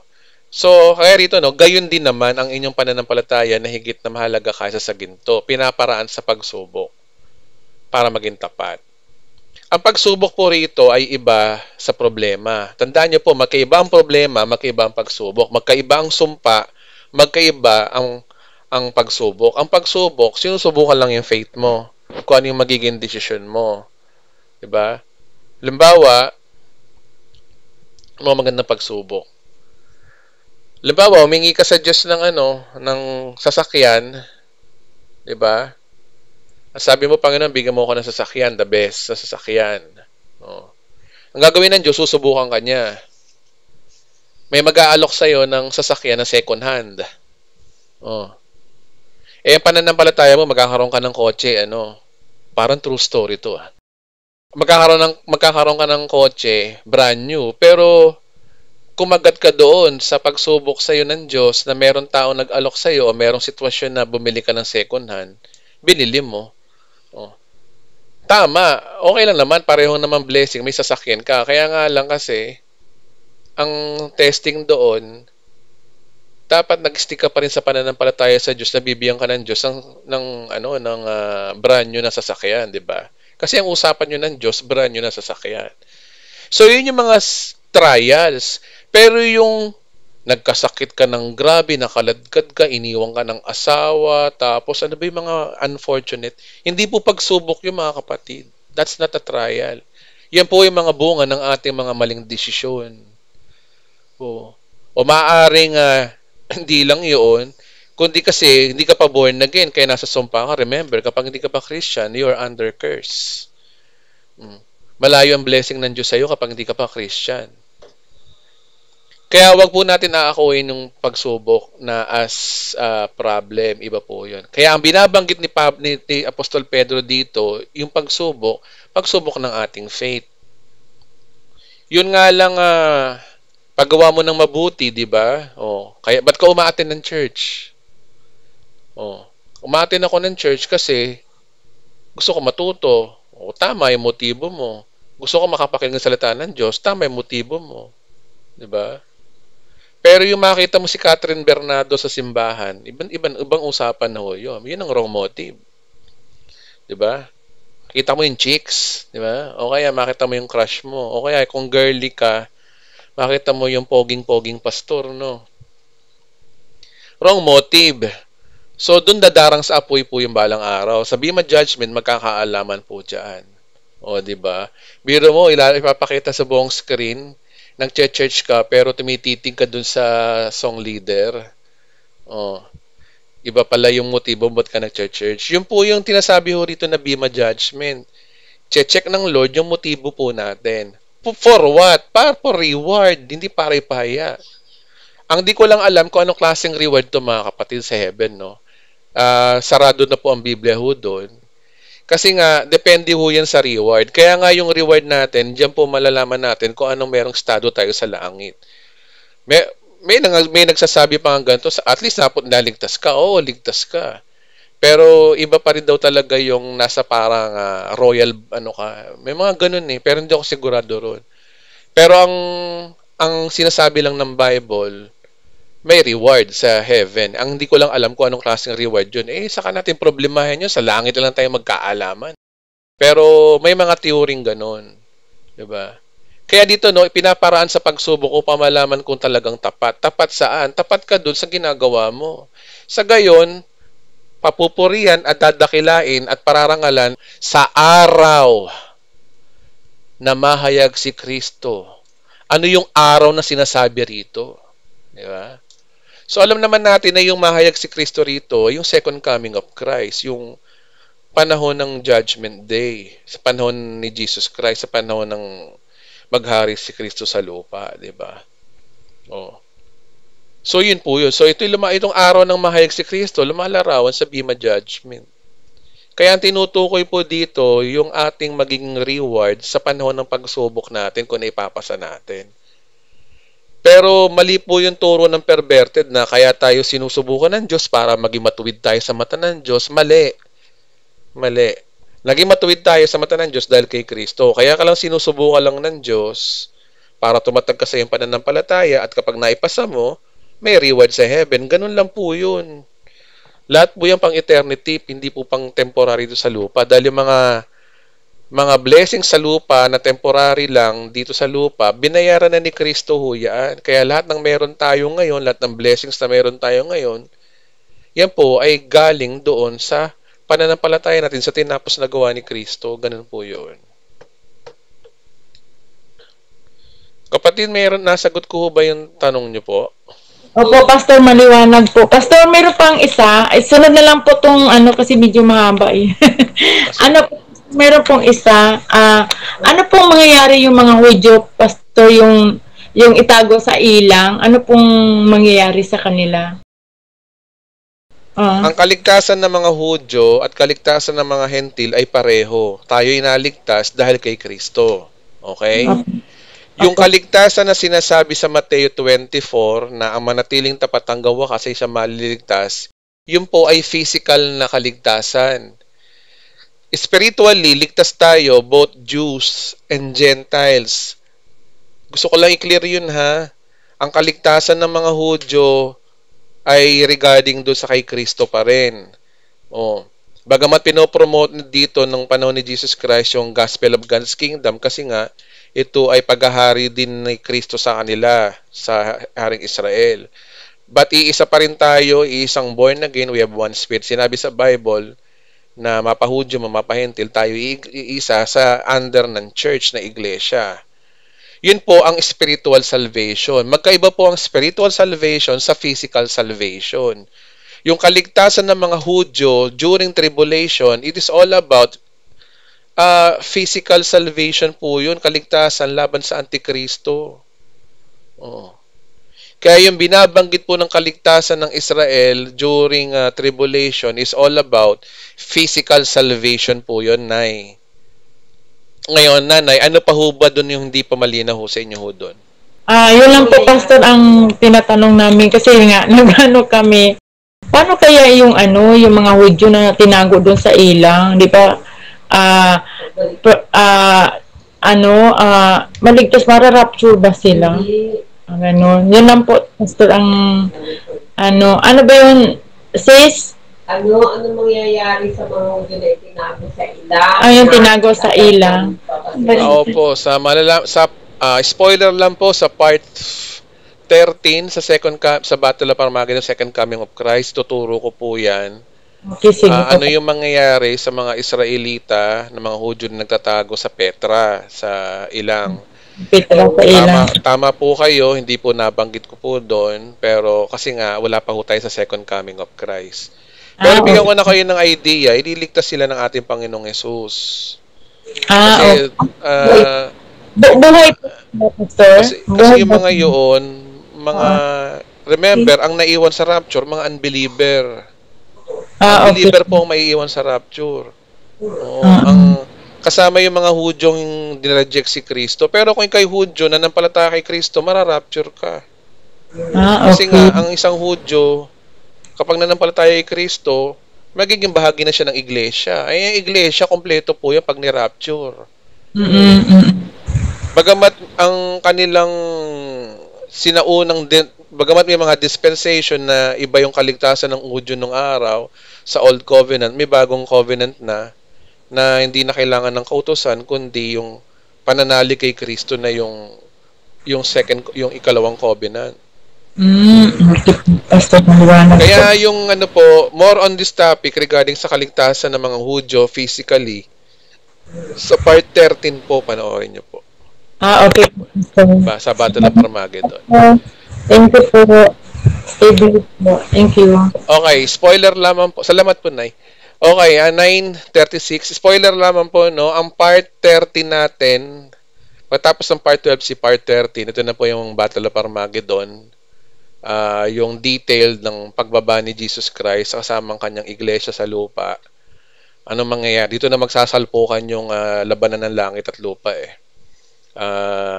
Ano yung mangyayari? Sa part 14, ito pinakamagandang topic sa gusto ko sa lahat, yung paghahari ni Jesus Christ sa lupa, ano yung magiging mundo natin sa panahon na yon, sa loob ng 1,000 taon. May mga nagtuturo na 1,000 taon daw, pero 1,000 taon nga ba talaga yon? Marami nagtuturo ng 1,000 taon daw, pero tingnan natin kung 1,000 taon nga talaga o 1,000 taon. Kasi sinabi doon 1,000 taon. So tingnan natin, malalaman natin yan sa part 15. At yung part 14. Yung part 15, yung new heaven and new earth.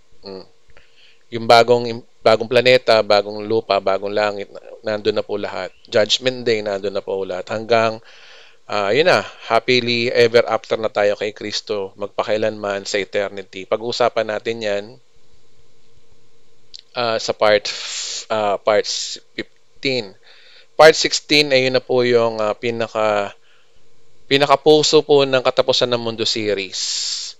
Yun po. Tapos, salamat sa Diyos po sa tayo sa Katapusan ng Mundo series. Pwede na akong mag-vlog ng ibang mga topic. Yun iniantay ko. Kasi atat na ako mag-vlog ng ibang topic na regarding sa ibang special topic. Ang Katapusan ng Mundo series po kasi napakahaba ho talaga, sa totoo lang. Ayoko naman ho kasing paikliin kasi binigyan ako ng Lord ng opportunity na ikwento ang eschatology. Bakit hindi ko pa lubusin? Kung ikukwento ko rin lang, ikwento ko na ng buo.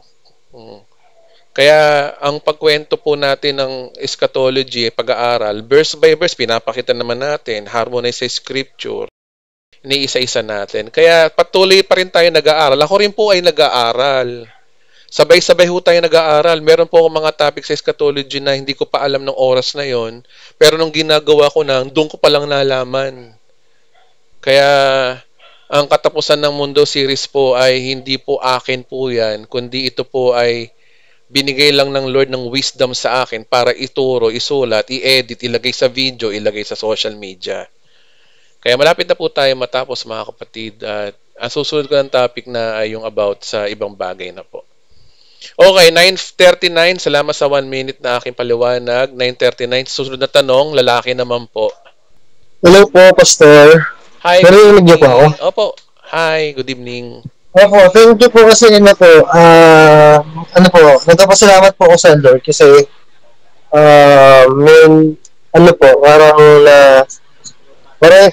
grabe revelation sa akin kasi po dahil dati po perverted po yung atin ng church, tapos nagpapasalamat din po ako sa Lord na siguro na-reveal niya rin sa akin na mapapunta ako dito sa full grace talaga. Amen. So yun po, nagpapasalamat po talaga ako. Tapos ngayon po yung natututunan ko po dito sa mga bawat topic, talagang itinuturo ko po sa family ko and sa mga friends ko po. Kasi passion ko po talaga yung pag-share ng gospel since simula po ng pandemic. So ngayon, binabalikan ko po yung mga na-sharean ko dati, yung mga na maituro ko po yung full grace po na tinuturo ninyo. Naliwanagan po talaga ako sa bawat dispensation. So nagpapasalamat po talaga ako, charito po talaga sa Lord na siguro talaga meron siyang plano po talaga for me talaga na malaman ko yung katotohanan. So hintayin ko lang po, Pastor, bali pag nag-rapture na po, yung mga ibang mga Gentiles po na unbeliever, kagaya po Pilipinas. So yun po yung tanong ko po, na may iwan po ba sila? Kasi po, napag-usapan natin yan sa part 8 din ng Katapusan ng Mundo. Ang mga maiiwan sa rapture, yung mga hindi nanampalataya kay Kristo sa tinapos niya. Mapahudyo, mapahentil. So, yun po yung usapan. Ngayon, syempre, maiiwan po, kahit Pilipino ka, maiiwan ka. Hindi mo tinanggap yung regalo ng Diyos ang kaligtasan sa iyo. Maiiwan po talaga. Pero tandaan nyo po linawin natin, Kristiyano po ang mararapture sa mata ng Diyos. Dapat sa mata ng Diyos, Kristiyano ka. Paano ba maging Kristiyano sa mata ng Diyos? Simple lang. Ikaw yung klaseng taong nagtiwala ka sa tinapos na gawa ni Kristo, hindi sa gawa mo. Kasi kapag nagtiwala ka sa ginawa mo, hindi ka Kristiyano sa mata ng Diyos. Kasi nga, si Kristo na ang gumawa. Remember, Ephesians chapter 2, verse 8 to 9 to 10, only by grace, through faith, we are saved. Not by our works. Pero kasi maraming mga religion ngayon, hinahaluan nila ng works ang kanilang salvation. Manampalataya kay Kristo, pero dapat magtanampalataya kay Kristo, dapat magpabautismo. Manampalataya kay Kristo, pero dapat meron kang gawin, dapat ganito gawin mo, ganito, etc. Yun yung mga taong di maliligtas. Ang maliligtas lang ay simple, nananampalataya ako sa tinapos na gawa ni Kristo para sa aking kaligtasan. Period. Wala nang pero-pero. Yun po yung mga maliligtas. Yun po kasi ayon sa gospel na ibinigay ng ating Panginoong Hesus mismo kay Apostol Pablo. Hindi po gospel ni Pablo po yun, mga kapatid. Gospel ni Kristo po yun. Pinasa lang kay Pablo. Hindi po yung ginagawa ng mga mid-acts na si Pablo yung bida. Ang sinasabi ko po rito, si Pablo ay ginamit lang ng Diyos. Kaya ang gospel ito ay gospel of Christ for the Jews and for the Gentiles. Yun po yun. Kaya mga kapatid, yung sinasabi mo pa mga Pilipino, marami mga Pilipino. Basta hindi na nampalataya kay Kristo, yun ang usapan po. Hello po. Yan, salamat po. Meron pwede pa po isa. Sige. Sige. Opo. Yun po. Bali yung ano po yung sa John 3:16 na for God so loved the world that He gave us only begotten Son, that whoever believes in Him will not perish, but have eternal life. Ito ba ng ano po, yun po na ng 360 degrees po, di ba nung nakapako na po si Jesus Christ sa cross? Na kumbaga po nung basta yung from the word po na word, so it means po na buong mundo na po yung ano po sa kanya, lahat po nasasampalataya sa kanya maliligtas. Oo, kasi alinaw kasi sa John 3:16, for God so loved the world. Tapos nakalagay whoever believes in Him. Hindi naman sinabing Hudyo lang eh. Hindi naman sinabing Hentil lang eh. World. O diba? So ibig sabihin, ang sino mananampalataya sa Kanya ay may buhay na walang hanggan. So walang matigas sa tinapay kay Kristo. Kahit sino ka pa, kung nanampalataya ka sa Kanya, iligtas ka. Sa Kanya ka. Bahagi ka ng Bride of Christ. Bahagi ka ng katawan ni Kristo. Bahagi ka ng church na Kanyang iniligtas. At hindi niya pahihintulutan ng Kanyang church ay mapahamak.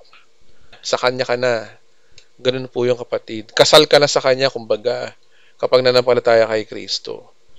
So, pag sinabi po ng Bible na the world, mean it, seryosohin po natin yon. Niligtas niya ang sanlibutan. Yun po yun. Walang hentil-hentil, walang hudyo-hudyo. Bagamat mayroong panahon ng mga hentil at hudyo, pero sa panahon natin ngayon, wala nang hentil-hentil, hudyo-hudyo, ligtas po yan kapag nanampalataya kay Kristo. Yun po yung tinuturo po ng totoong gospel. So, salamat po Pastor na naunawaan ko na po ngayon. Sobrang charito po talaga na binaghigahin ng Lord sa Pilipinas para mamulit na po yung mga tao po sa mga nakasanayan po, mga turo po dati na po ng mga pastor po na dati nakatakutan ko po. So ngayon po parang sobrang nalinawan po talaga ako na blessing po kayo sa buong Pilipinas po na magkaroon po ng kagaya ni po Pastor. Glory to God po. Glory to God talaga kapatid. Kasi wala. Ako rin. Kilala ko sarili ko. Basahan ako sa mata ng Diyos. Alam ng ibang taong kakilala ko. Masama akong tao nung araw pero biyaya lang ng Diyos kaya ako nakakapangaral ng salita ng Diyos. Biniyayaan lang tayo pare-pareho. Kaya ang may papayo ko lang sa iyo kapatid, continue ko lang ng pag-aaral, no. Samantalahin mo hangga't nauuhaw ka sa salita ng Diyos, alam mo mong katotohanan. Bigyan mo ng chance. Bigyan mo ng chance tong total dinala ka naman ng Diyos dito sa channel natin. Hindi naman aksidente kung ba't nakilala mo rin kami, ako. May plano ang Diyos kung bakit ganun. Makiramdam tayo dun, no? Ano plano ng Diyos? So, ibig sabihin, ngayon, sasabihin sa'yo ng Diyos, ang plano ng Diyos sa'yo, mag-aral ka pa. Aralin mo mabuti. Pag-aralan mo ang full grace. Huwag ka muna kagad basta-basta magtuturo. Pag-aralan mo muna. Pag-aralan mo yes po. Parang everyday po talaga, Pastor. Umaga, gabi. Parang hindi po ako kontento pag di ko po masyado. Pinag-aaralan ko po yung mga yung turo niyo po sa YouTube at Facebook. Kailangan ang pag-aralan mo rito kapatid, yung mga butas. 'Di ba? Halimbawa, yung butas na sabi mo by faith, ba't sinabi ni Santiago, by works daw, 'di ba? Pag-aralan mo yung mga ganun, halimbawa, sinasabi na, akala ko ba na huwag ka magpapahayag ng salita ng kasalanan. Pinatawad tayo ng Diyos sa araw-araw. Bakit na 1 John 1:9? Kung buksan yung mga ganun topic ba, pag-aralan mo yun kung paano mo sasalagin. Yes po, Pastor. Naano ko po yan. Yung mga turo niyo po na ganun. Basta pag-aralan mo lang kapatid. Pag masterin mo ang full grace, then kapag ang Diyos naman ay magbibigay sa'yo ng go signal, go, pwede ka na mangaral. Kasi alam niyo po, marami po kasing mga enthusiasts, naiintindihan ko naman sila, na nagturo ng full grace agad-agad, na mali yung turo. Nagkaloko-loko, sumobra. Kaya tuloy lumaganap din ng Kaya mapapayo ko lang sa iyo kapatid, may pinapakitaan Diyos sa akin sa iyo, na magpapastor ka balang araw, gamitin mo yung gamitin mo yung enthusiasm mo, Enjoy mo lang yung yung pag-aaral. Alam nyo, pinakamagandang buhay Kristiyano, yung nag-aaral ka ng salita ng Diyos. Enjoy na enjoy ako dyan. Hindi pa ako nagtuturo. Enjoy na enjoy ako dyan sa panahon na yan. Na nag-aaral ako na wala pa ako na i-share. Tapos, nagkakaroon ako ng desire na balang araw, ito i-share ko, ganito. Tapos, learn mistakes from others, pag-aralan yung mga pagkakamali ng iba para maging matibay tayo. Tsaka, yun lang, enjoy mo yung pananampalataya mo sa Panginoon, manatili ka malaya. Enjoy mo yung buhay mo bilang Kristiyano, pag-aaral, etc. Ayun. Makikita mo yung biyaya ng Diyos sa'yo, makikita mo rin yun sa araw-araw. Unti-unti. Yes po, salamat po talaga, Pastor Edwin. God bless po. Charito po sa lahat. God bless po. Tugad ng glory po. Salamat kapatid. Salamat sa itiwala. Okay, so 9:49 p.m. Sige, 13 pa tayo sa pantanong. Babae uli. Kasi ngayon na born again na ako. Iniisip ko lang to na gusto ko lang maano nyo ako, Pastor. Kasi dati Katoliko nga ako. Tapos ngayon, naniniwala sa born again, lalo na napakinggan ko yung platform nyo nila Bishop Emmy, ikaw. Di ba dun sa mga Diyos-Diyosan, kaya ako umalis sa Catholic. Kasi may Diyos-Diyosan, may Kaso lang, siyempre may pamilya ako na hindi ko rin nakikisama lang ako, lalo mas matatanda. Nag-ano ako ng sinasabi niya, sabi ng mga matatandaan. Sabi ko na born again na ako Sabi na pare-pareho lang si Jesus Christ yan. Kaya naano pa rin ako sa Catholic Church, nakakapasok pa na, nagsasamba pa rin ako. Parang pakikisama ko sa kanila, pero hindi naman ako nag-ano ng rebulto. Hindi katulad dati, hinawakan, kinakatok ko pa yun, Pero ngayon, for faith of Jesus Christ na lang. Hindi na ako sign of the cross. Pero, yun, ganun lang po. Lumulud pa rin po ako. Pero, yun na, by the faith. Hindi na ako umano sa rebulto So, may maano pa rin sa akin ng Diyos. Parang mayroon, kasalanan pa ba yun? Kasi tinanong ko rin sa iba yun, parang kasalanan daw. Gusto ko sa inyong tanong kasi. Yung naaabutan ko kayo. Yun gusto ko paliwanan, may pa rin sa akin. May kasalanan pa ba yun? Ano ba ang biblical? Tumitingin ba ang Diyos sa ating mga gawa o tumitingin ang Diyos sa puso natin? Tingin mo, kapatid. By heart. Biblical yan. Halimbawa, sabihin natin sinadya mong lumod sa rebulto, halimbawa, Pero alam naman ng Diyos sa puso mo na, nasa puso mo na, Panginoon, sa inyo ako sumasamba, hindi sa rebulto na nakikisama lang ako. Nabasa ng Diyos yun. So, ang paniniwalaan ng Diyos doon, yung sinabi ng puso mo na nakikisama ka lang. Kaya ka lumuluhod. Okay. Hindi naman, ang tao ganito. Kasi, ano ba pangalan mo? Angelo. Itong si Angelo, lumuhod Katoliko na, pero born again siya. Diba? Halimbawa, ganon. Sila mapanghusga. Pero ang Diyos, titingin doon sa puso mo kasi ang nakikita ng Diyos sa puso mo. Hindi naman si Angelo, kailan na napapaluhod yan dahil nakikisama lang yan. Ako pa rin yan, sa akin yan. So, titingin ng Diyos yun. Biro mo kapatid, kung ako nga ordinaryong tao o kami, ordinaryong tao, naunawaan ka, ang Diyos pa kaya? Diba? Kung ako nga ang tao, naunawaan kita, ako nga makasalanan tao na di hamak. Diba? Naiintindihan kita, ang Diyos pa kaya na banal? Ang Diyos pa kaya mapagmahal na may likha ng langit at lupa? So, walang dahilan para parusahan. At saka pangatlo, kapatid, sinasabi sa Romans chapter 8 verse 1, there is no condemnation in Christ Jesus. Binayaran na niya na yung kasalanan natin. Ngayon, kung kasalanan naman sa Diyos yung pagluhod mo, binayaran na niya yung kasama sa binayaran niya na yun. At alam ko naman, at naniniwala naman ako at ang Diyos na darating ang oras na magmamature din tayo. Diba? Magbabago rin tayo. Maitatama rin yung mga mali natin sa takat ng oras. Diba? Ang bata, pag pinanganak, hindi na nanatiling sanggol. Siyempre bata, nagiging binata, nagiging lalaki, nag-aasawa. Diba? Ganun din buhay Kristiyano natin. Sa una siguro, ganun tayo. Darating ang oras, magbabago rin tayo. From glory to glory. Pero hindi na pero wala nang wala nang touch ang kaligtasan mo. Ligtas ka na noon pa. lalo na nakikita ko naman sa iyo na sabi mo nga, 'di ba, na nakikisama ka lang.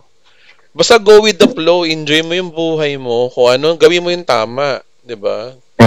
Gawin mo lang yung tama, kapatid. Ang Diyos ang bahala, pinatawad ka na ng Diyos doon.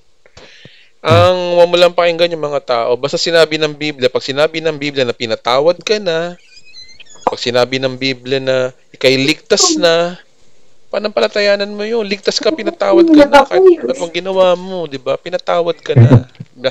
Kaya nga na nabubuhay tayo sa biyaya. So, yun yung kapatid. So, panatag mong kalooban mo tungkol sa mga bagay na yan. Okay? Okay, salamat po. Time na eh. Parang itatanong pa naman sana. Pero sige, next time na lang. Bawi ako. Bawi. Sige. Nasa 10 na po tayo. Nilolob naman ng Diyos na nakakausap kita eh. Sige. Opo. Sige. Okay, salamat kapatid. Stay blessed kapatid. Thank you. Salamat po. Charito, stay blessed. Pastor. Opo. Okay, so 10:02 p.m. 10:02 p.m. Maraming salamat po sa inyo mga kapatid. Mahal na mahal ko po kayo bilang kapatid ko sa Panginoon. Dito po, Pastor Mike. Thank you.